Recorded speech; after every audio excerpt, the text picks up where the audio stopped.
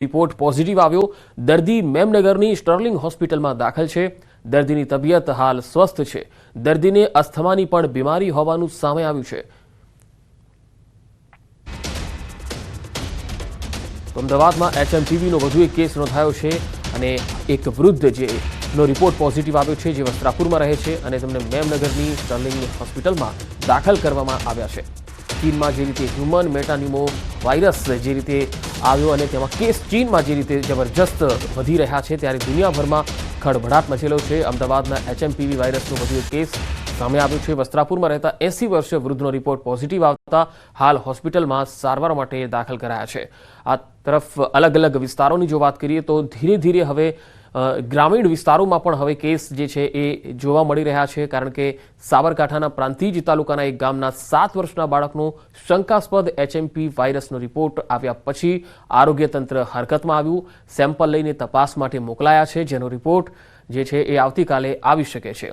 હાલ બાળક વેન્ટિલેટર પર છે, પરંતુ પહેલા દિવસ કરતાં સ્થિતિ સુધારા પર છે અને આ એચએમપીના જે લક્ષણો છે એ નોર્મલી શરદી, ખાંસી અને વારંવાર જે છે એ ઠંડી પણ લાગવી, તાવ આવવો, શ્વાસ લેવામાં થોડી તકલીફ પડવી, આ પ્રકારના જે લક્ષણો છે એ નોર્મલી જે વાયરલ ઇન્ફેક્શનમાં આપણને જોવા મળતું હોય છે એવા જ પ્રકારના જે લક્ષણો છે એ એચએમપી વાયરસના પણ હોય છે અને એટલા માટે તકેદારી રાખવી હવે ખૂબ જરૂરી બની છે।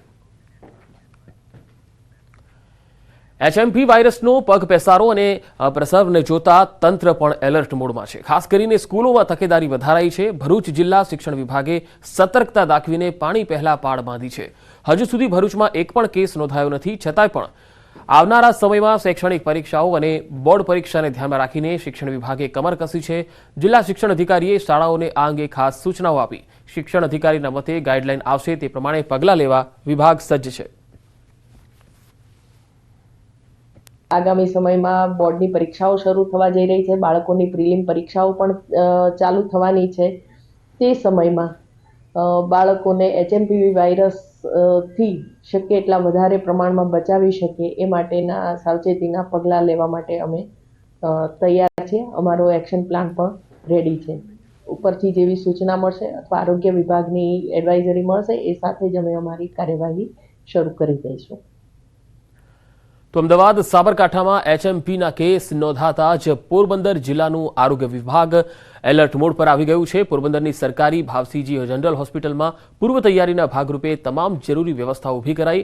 નબળી રોગ પ્રતિકારક શક્તિ ધરાવતા બાળકોમાં સંક્રમણનું જોખમ વધારે હોય છે, ત્યારે હોસ્પિટલમાં અલાયદો વોર્ડ ઊભો કરવામાં આવ્યો। ઓક્સિજન વેન્ટિલેટરથી સજ્જ બેડવાળો પીડિયાટ્રિક વોર્ડ તૈયાર કરાયો છે।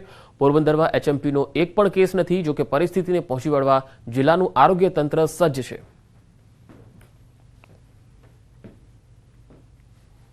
રેર ટુ રેર ક્યારે પણ ઓક્સિજનની જરૂર પડે તો આપણે એ બધી બેડ ઓક્સિજન સપ્લાયવાળી છે। એ ઉપરાંતના આપણી પાસે 3 પીડિયાટ્રિક વેન્ટિલેટર નવા ઓર્ડર કર્યા છે, એક HFNC ઓર્ડર કરેલું છે। ટેસ્ટ કિટ જે છે એ રેપિડ ટેસ્ટ કિટ અત્યારે અવેલેબલ નથી આખી ઇન્ડિયામાં, તો અત્યારે RT-PCR બેઝ ઉપરની ટેસ્ટ કિટ ઓર્ડર કરી દીધી છે। એ ટૂંક સમયમાં એકાદ દિવસમાં આવી જશે। અને હવે વાત કલાકારોના કકળાટની।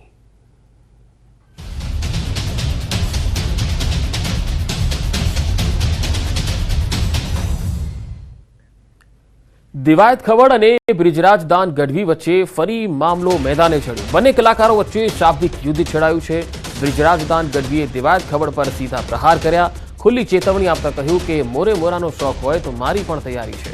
સમાધાન પછી પણ ચાડા કર્યાનો આરોપ લગાવ્યો, જે બાદ હવે દિવાયત ખવડની ફરી પ્રતિક્રિયા સામે આવી, જેમાં વળતો જવાબ આપતા તેમણે કહ્યું કે મારે એડ્રેસ છુપાવવાની જરૂર નથી। ઇસ્કોન આંબલી રોડ પર મારી ઓફિસ છે। તું એવી કોઈ મોટી તોપ નથી કે મારે 50 લોકોને સમાધાન માટે બોલાવવા પડે। સમાધાન પછી સ્થિર પાણીમાં કાંકરીનો ઘા તે કર્યો છે। એમણે એમ કીધું કે સોનલમાના મંદિરે સમાધાન થયા પછી સોનલમાનો એને માન ન રાખ્યું, સમાધાનનું માન ન રાખ્યું। તો પહેલી વાત એક કઈ કરી દઉં કે 2 વર્ષની વાતને વીતી ગયા છે। 2 વર્ષમાં કે મારી આટલા વર્ષોની આ કારકિર્દીમાં તમે કોઈ દિવસ ક્યારેય પણ મને ક્યાંય જોયો કોઈ કલાકારને બીજાની સાથે વિવાદમાં, કે કોઈ પણ જાતના બીજા વિવાદમાં મને જોયો કોઈએ? કોઈ દિવસ ન બને. હું કોઈ વિવાદમાં ક્યારેય પણ પડવા વાળો માણસ જ નથી. આ સમાધાન પછી કર્યા છે, પણ જેટલા સહન થતું હતું ત્યાં સુધી સહન કર્યું છે. પછી સહન થાય એવું નહોતું, એટલે જવાબ દેવો ખૂબ જરૂરી હતો અને એને જ દીધો છે. આ પાક્કું હજી કહું છું કે 2025નું એને જ કીધું છે મેં. એમાં હજી હું કહું છું, રિપીટ એન્ડ રિપીટ કહું છું કે એને જ કીધું છે અને એને જે મજા આવે એને એ છૂટ છે. એને બહુ મોરાનો શોખ છે, તો એને છુપા એના એડ્રેસ રાખવા પડે છે, એને છુપી રીતે રહેવું પડે છે. હું જ્યાં રહું છું, જે જગ્યાએ રહું છું, જગ જાહેર રહું છું. અને બીજું હું 50-50ના ટોળા લઈને નીકળવા વાળો માણસ નથી. હું એ બીકણ માણસ નથી. એ વિડીયોમાં એ બોલે છે પહેલો પોઈન્ટ કે એડ્રેસ છુપાવવું પડે છે એને. તો મારે એડ્રેસ કેમ છુપાવવું પડે ભાઈ? મારી તો અપડેટ હોય કે મારો ગઈકાલે આ કાર્યક્રમ છે, છતાંય તારે એડ્રેસ જોતું જ હોય તો ઇસ્કોન આંબલી રોડ ઉપર મારી ઓફિસ છે, આ મારું એડ્રેસ. ઓકે. બીજી વાત, પ્રશ્ન બીજો કે 200 લોકોને સાથે લઈને ફરે છે. 200 લોકો એટલે એક ગાડીમાં 4નું 5નું સીટિંગ હોય, તો 200 લોકોમાં કેટલી ગાડીઓ કમસે કમ મારે જોવે? આપ પણ જાણો છો. જેને જેને ડાયરા કરે આયોજકને પૂછો કે કેટલી ગાડીઓ લઈને આવું છું, એ બધા પ્રૂફ પુરાવા દેવાની જરૂર નથી. આ એકદમ ફેક્ટ વાત છે, ઉપજાવેલી વાત છે એની. ત્રીજી વાત કરું તો સમાધાન કરવા માટે 50 લોકોને દોડાવ્યા, આવો એ બ્લેમ કરે છે મારી પર. હું સમાધાન કરવા દોડાવું? તું એવડી મોટી કોઈ તોપ નથી તો હું સમાધાન કરવા માટે 50 લોકોને દોડતા. ઓથેન્ટિક પુરાવો કે તે જ્યારે આ બનાવ બન્યો 2 વર્ષ પહેલાં સોનબાઈ માના મંદિરે જ્યારે સમાધાન કરવાનું હતું ત્યારે પ્રવીણદાન ગઢવી એટલે કે મોગલ સેનાના પ્રમુખ, મને ફોન આવ્યો પેલો દીપકભાઈ કાઠીનો અમદાવાદ કે પ્રવીણદાનને કામ છે. પ્રવીણદાનને કોન્ફરન્સમાં લીધા અને મને પ્રવીણદાને કીધું કે કોઈ પણ રીતે આ મામલો પતાવવાનો છે, તમે પ્લીઝ. મેં કીધું કાંઈ વાંધો નહીં, તમે પ્લીઝ ન બોલો. ત્યાર પછી મને ફોન આવ્યો મઢડાથી દાદુભાઈનો. દાદુભાઈએ કીધું કે તમારે સોનબાઈ માના મંદિરે આવવાનું છે. એટલે મેં કીધું કે આવું ખરો પણ માફી નહીં માગું. તો દાદુભાઈએ કીધું કે માફી માંગવા બોલાવાના નથી. આ વાત થયા પછી હું મઢડા સોનબાઈ માના મંદિરે રાજકોટથી જવા તૈયાર થયો. એટલે તું એવી કોઈ મોટી તોપ નથી કે મારા સમાધાન માટે 50 લોકોને તારી પાછળ દોડાવવા પડે. રાજ્યના 36 મામલતદારની બદલી, વર્ગ 2 સંવર્ગના મામલતદારોની બદલી કરવામાં આવી છે. ગાંધીનગરના મામલતદાર નવીનચંદ્ર નાઈને પાટણ મુકાયા. ગાંધીનગર મામલતદાર તરીકે ધ્રાંગધ્રાના મહેશ ગોહિલની નિમણૂક કરાઈ છે, તો નાયબ મામલતદાર બાબુભાઈ પટેલને બઢતી આપી ગાંધીનગરમાં રિકવરી મામલતદાર તરીકે નિમણૂક આપવામાં આવી છે. વર્ગ 2 સંવર્ગના મામલતદારોની બદલી કરવામાં આવી છે. કુલ 36 જેટલા મામલતદારોની બદલી કરવામાં આવી. નવા વર્ષે બનાસકાંઠા જિલ્લાના વિભાજનની જાહેરાત સાથે જ શરૂ થયેલો વિરોધ હજુ પણ શાંત થવાનું નામ નથી લેતો. વિભાજન બાદ 3 તાલુકામાં ઉઠેલો વિરોધનો વંટોળ હજુ પણ ઘૂમી રહ્યો છે. બનાસકાંઠા જિલ્લામાં જ રહેવાની માંગ સાથે આજે ધાનેરામાં વિરોધ પ્રદર્શનો થશે. ધાનેરા હિતરક્ષક સમિતિ આજે ધરણાનો કાર્યક્રમ આપી રહી છે. ધાનેરાના અપક્ષ ધારાસભ્ય માવજી દેસાઈ પણ આ પ્રદર્શનમાં હાજરી આપશે. જિલ્લા વિભાજનમાં ધાનેરાનો સમાવેશ વાવથરા જિલ્લામાં કરાયો છે, જ્યારે ધાનેરાના રહીશોની માંગ છે કે તેમને બનાસકાંઠામાં યથાવત રાખવામાં આવે. માવજી દેસાઈ સહિત રાજકીય આગેવાનો આ વિરોધમાં જોડાશે. વિભાજન બાદ ધાનેરા, કાંકરેજ અને દિયોદર તાલુકાના રહીશો વિરોધ કરી રહ્યા છે. મહેસાણાના કડીના નંદાસણ નજીક ખાતર ઝડપાયું. ફેક્ટરીમાંથી ગેરકાયદે સરકારી ખાતરનો જથ્થો ઝડપાયો છે. ખેરપુર લક્ષ્મીપુરા ગામ નજીકથી ખાતર ઝડપાયું.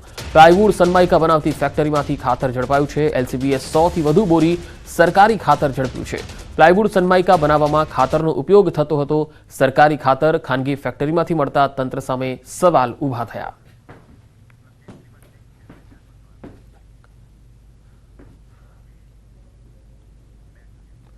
અને હવે વાત કરીશું 4 પગના આતંકથી.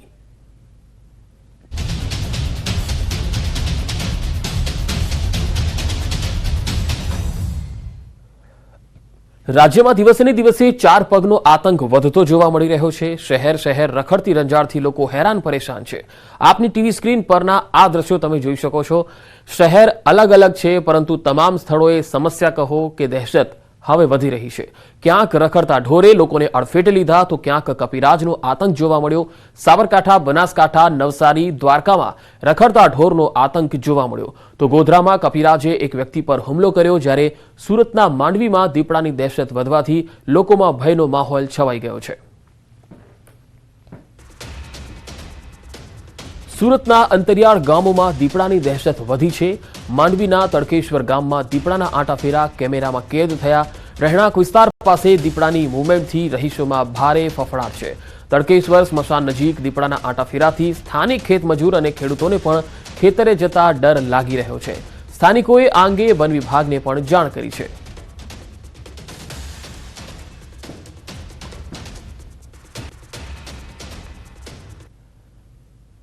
તો આ તરફ ગીર સોમનાથના કોડીનારને અડીને આવેલા દુદાણા ગામમાં સિંહ પરિવારના ધામા જોવા મળ્યા. સિંહ પરિવારના ધામાને કારણે શ્વાન અને અન્ય રખડતા પશુઓમાં દોડધામ મચી ગઈ. કોડીનાર શહેરને અડીને આવેલા દુદાણા ગામ નર અને માદા સિંહની સાથે 2 સિંહ બાળ ગામમાં ઘૂસી ગયા હતા. સિંહ પરિવારે પણ શ્વાન પાછળ દોટ લગાવી હતી. આ આખી ઘટના સીસીટીવીમાં કેદ થઈ છે.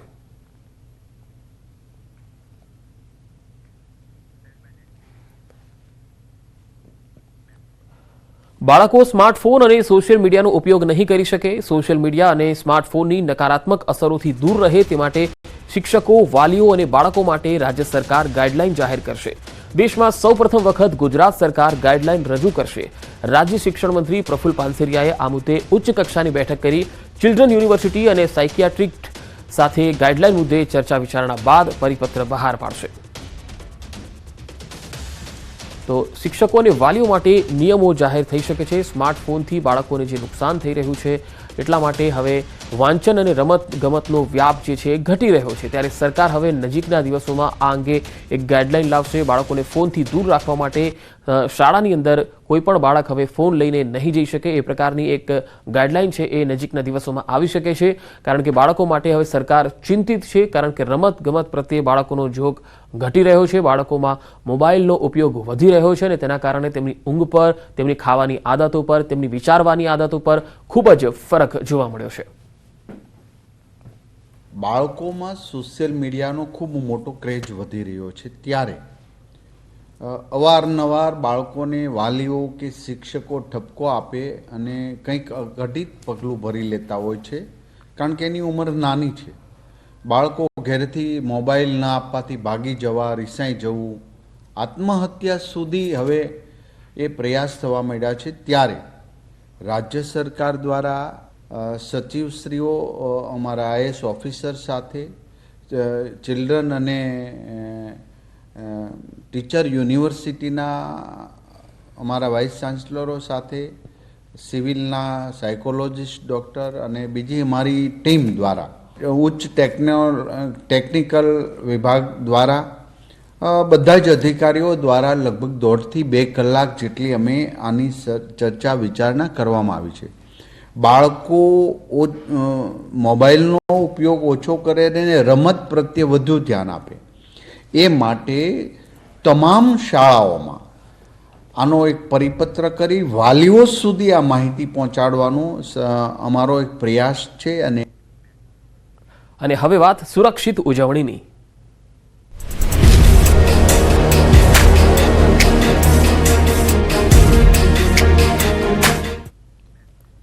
વાલીઓ તહેવારોમાં તમારા બાળકોનું ખાસ ધ્યાન રાખજો. કારણ કે દાહોદનો કિસ્સો તમામ વાલીઓ માટે ચેતવણી રૂપ છે. 5 વર્ષનો બાળક સિસોટી ગળી ગયો. આ સિસોટી શ્વાસ નળીમાં ફસાઈ ગઈ અને શ્વાસ લેવામાં તકલીફ પડી. બાળકને તાત્કાલિક વડોદરાની હોસ્પિટલમાં ખસેડાયો. સયાજી હોસ્પિટલમાં બાળકની સફળ સર્જરી થઈ. ભારે જહેમત બાદ તબીબોની ટીમે આ શ્વાસ નળીમાંથી ફસાયેલી સિસોટી બહાર કાઢી હતી. ઉત્તરાયણના તહેવારોમાં સિસોટી મોટા બ્યુગલથી અવાજ કરવાનો ક્રેઝ હોય છે. ત્યારે ક્યાંક નાના બાળકો માટે આ સિસોટી જોખમરૂપ પણ બની શકે છે. તો બાળક સિસોટી ગળી ગયો અને શ્વાસ લેવામાં તકલીફ થઈ. આખરે આ બાળકની સર્જરી વડોદરાની હોસ્પિટલમાં કરવામાં આવી. આ બાળકની ઉંમર 5 વર્ષની છે. ઉત્તરાયણ જ્યારે નજીક આવી રહી છે ત્યારે નાના બાળકો આ પ્રકારની વસ્તુઓ જે છે એ જોતા હોય છે. એમાં ક્રેઝ હોય છે. કારણ કે સિસોટી વગાડવાની વાત હોય કે બ્યુગલ ફૂંકવાની વાત હોય અને નાના બાળકોને તેમાં મજા આવતી હોય છે. પરંતુ માતા પિતા એ ધ્યાન રાખે કે નાનું બાળક જ્યારે ઘરમાં હોય ત્યારે આ પ્રકારની વસ્તુઓ તેમનાથી દૂર રાખવી, તેમને ઉપયોગ કરવા માટે ન આપવી જોઈએ. હમણાં જ આપણે એક ઉદાહરણ જોયું હતું કે જેમાં એક ઘટના એવી પણ બની હતી કે જેમાં એક નાનું 11 વર્ષનો જે બાળક હતો અને એ જ્યારે પતંગ ચગાવતી વખતે એ હાઈ ટેન્શન વાયરને એની પતંગની દોરી અડી ગઈ અને પતંગ ત્યાં ફસાઈ ગઈ અને એ બાળક જે છે ત્યાં જ સ્થળ પર મૃત્યુ પામ્યો હતો. અહીંયા પણ વાલીની એક ગંભીર બેદરકારી દેખાઈ રહી છે, કારણ કે એવા કોઈ પણ એરિયામાં જ્યાં તમે રહો છો ત્યાં આસપાસમાં જો વીજ થાંભલા હોય તો ત્યાંથી પણ બાળકને દૂર રાખવું જોઈએ, પતંગ ચગાવવા ન દેવી જોઈએ. પતંગ ચગાવવા માટે ખુલ્લું મેદાન અથવા ખુલ્લું આકાશ હોય એ ખૂબ જરૂરી છે, નહીં તો વીજ થાંભલાને જો પતંગ અડી જાય તો નુકસાન પણ થઈ શકે છે. અત્યારનું જે આ ઉદાહરણ તમે જોઈ રહ્યા છો એ દાહોદ, તમામ વાલીઓ માટે આ દાહોદનો કિસ્સો લાલબત્તી સમાન છે. તહેવારની મજા ક્યાંક સજા ન બની જાય. સુરતમાં પતંગના કારણે બાળકને મોત મળ્યું. જી હા, સચિન જીઆઈડીસીમાં પતંગ ચગાવતા બાળકનું કરંટ લાગવાથી મૃત્યુ થયું. કૃષ્ણનગરમાં 13 વર્ષીય બાળક ધાબા પર પતંગ ચગાવતો હતો ત્યારે હાઈ ટેન્શન લાઇનમાં પતંગની દોરી આવી જતા ધડાકો થયો. બાળક ગંભીર રીતે દાઝી જતા હોસ્પિટલ ખસેડાયો, જ્યાં ટૂંકી સારવાર બાદ બાળકનું મોત નીપજ્યું.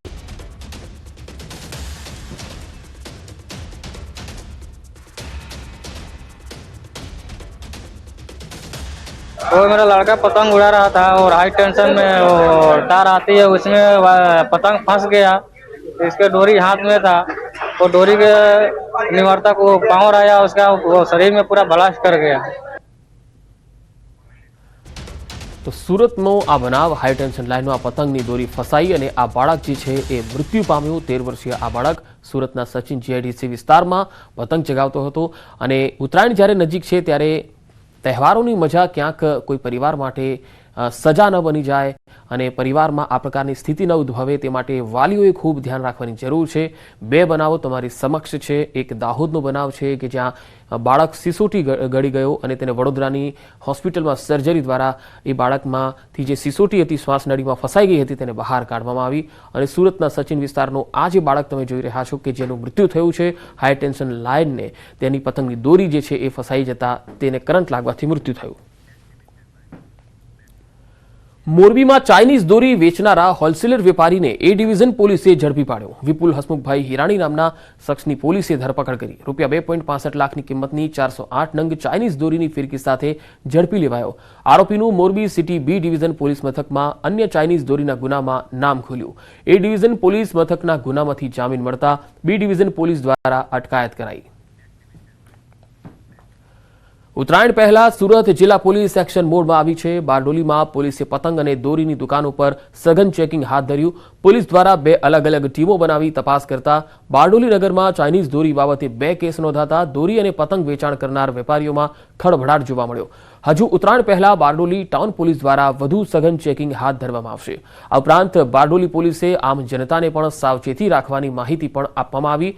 ક્યાંક ચાઇનીઝ દોરી અને તુક્કલ જે સરકાર દ્વારા પ્રતિબંધિત હોય તેનો ઉપયોગ નહીં કરવાની પણ સૂચનો આપવામાં આવ્યા.